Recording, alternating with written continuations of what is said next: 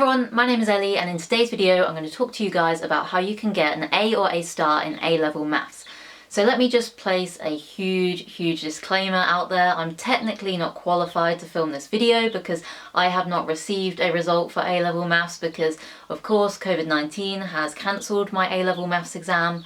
However, without sounding arrogant, I do strongly believe that if I were able to sit that A-level maths exam, then I would get an A star, purely because I did work really hard for A-level maths. I got an A star in my mocks, and I consistently got A's and A stars in my class topic tests. So, you know, I may not have got an A star if I sat the real thing, but ultimately, the reason I got good grades throughout the year was because I had some really good revision techniques that I really want to share with you today. My first piece of advice is to practice. So for me, the way that I nailed A-level maths was just by doing continuous repetition of the same questions. So when you have a textbook and you get the exercise full of questions, I recommend doing every single question on that exercise. My teachers would beg to differ and say that it's a waste of time, but personally for me, if you do a question type so much that you get bored of it, then surely that's a good thing, because that repetition means that you have nailed that question type in your brain. So just doing the repetition will help enforce it in your memory so that you remember that mathematical technique, especially if you've got a terrible memory like me. And also I think that, you know the saying that you can judge a book by its cover? I think that's very much similar with maths questions. Sometimes there's a maths question I'll look at and I'll be like, oh yeah, I can easily do that, maybe I should just skip it, but I do it anyways, and I realise that I can't actually do it and I need some help from my maths teacher. So it's good to do all the questions so that you can identify those questions that otherwise you may have missed but actually don't know how to do, so that you can identify your weaknesses and areas that you need to work on.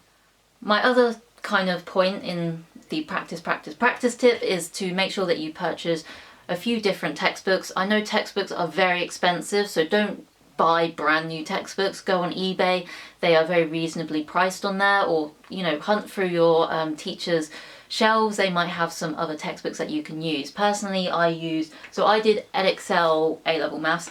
I had this lovely, very worn CGP maths book. That was the main one that our whole class used, but then I also purchased some Edexcel specific textbooks. So I've got the stats and mechanics one here and the pure one, so it just gave me even more questions to do. And then other questions that you can do are on Physics and Maths Tutor, which is a really amazing website that has loads and loads of maths questions by topic for Edexcel A-level maths. My second tip is to make sure that you make notes for your maths. So if your teacher's making notes on the board and you're copying them down, perhaps copy them down on a separate piece of paper and then put them in a folder, because a lot of people in my class would write down the notes in their exercise book, but of course with an exercise book it's really hard to find those same notes again. So I really recommend that you write it up on some nice paper and you put it in a folder. So this is my pure maths folder. Oh, I don't know if you're going to be able to see that. Please focus. I don't think it's going to focus, so I'm going to take a picture of it. But essentially I've got all the topics from the pure maths A-level there, and I can easily find, so say differentiation, I can easily find that topic. And the way that I made maths notes was I had a sort of strategy. So I kind of wrote the main points of a topic on there. So say if I was doing trigonometry, I'd write down the formulas and all that sort of stuff.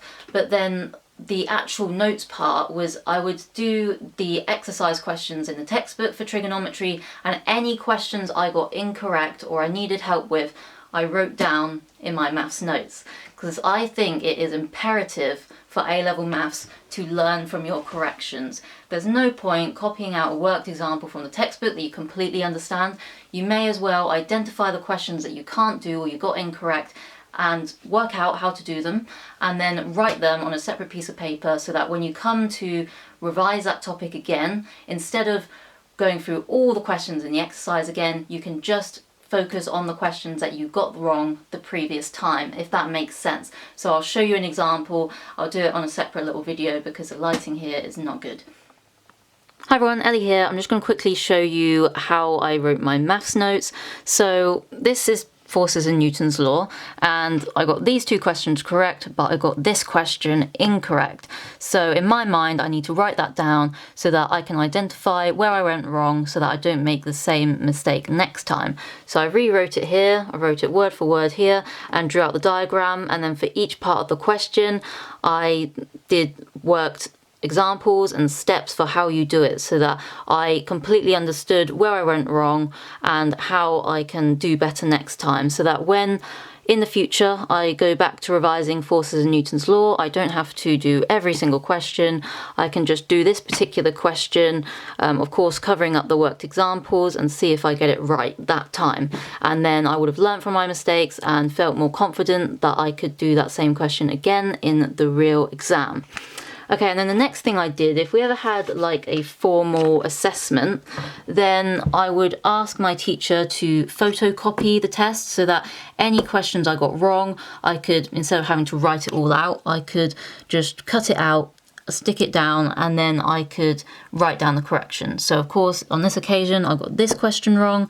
So I went through it with my teacher to see where I went wrong, and then I wrote down underneath it how to do the actual question. I think this is really useful so that if a similar question comes up again, then I know how to do it. My third and probably most obvious tip is ask someone if you don't understand a question. If there's a question and you can't get the answer for love nor money, then don't just pretend it isn't there and just move on to the next question. Do ask your teachers for help or ask your friends for help, because if you can't get the answer to a question, then that shows that there is a gap in your knowledge or there's some sort of misunderstanding. So you need to identify that and work on that just in case that similar sort of question comes up on the exam. My next tip is to nail stats and mechanics. I know that stats and mechanics doesn't count for as much as pure, so it's really important that you do focus more on pure. But then with stats and mechanics, it is still really important that you do understand the questions, because the paper 3, so the stats and mechanics paper, I do find really difficult, and it is quite hard, and it's very easy to lose marks on it, so make sure that you don't neglect it. I know a lot of people go into A-level maths and think, ugh, why do I have to do mechanics and like physics and stats? Why do I have to do that? That's not what I signed up for. But you can't change the fact that it's there, so you may as well work really hard. I definitely recommend these Edexcel textbooks for stats and mechanics. They have so many questions in there and they are really good, so I definitely recommend that.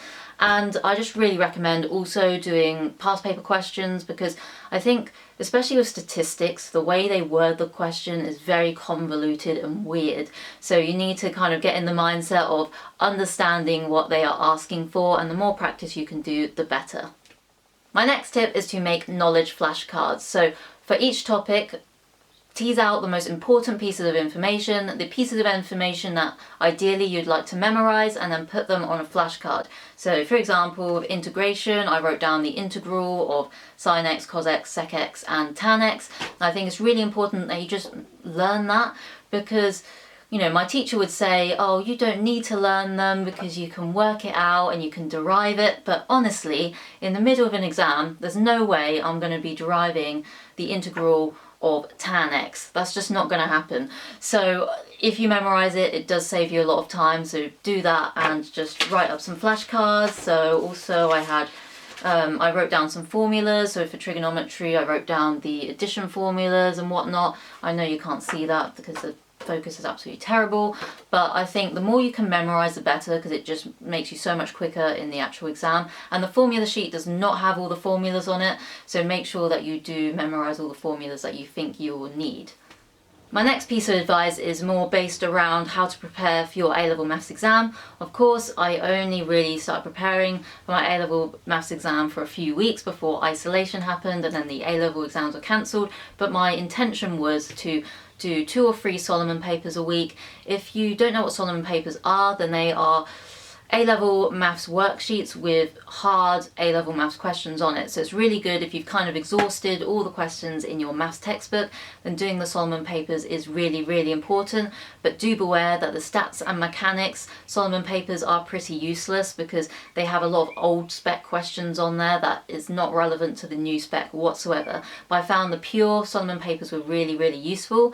And then I was also intending to do one pure and one stats and mechanics past paper per week, and I think that's also really important because when you do the paper, you mark it, you can identify the topics that you need work on, you can identify your weaknesses, and then you can do targeted revision. There's no point, you know, getting your A-level maths textbook and starting all the way from algebra and then working your way to the end of A-level maths, because there's a lot of the stuff in there you will know how to do already. So you may as well do past paper questions, identify your weaknesses and do targeted revision, because that is the most efficient use of your time. There's no point revising parts of maths that you already know how to do and it's instinct to you now. So don't waste your time, do targeted revision.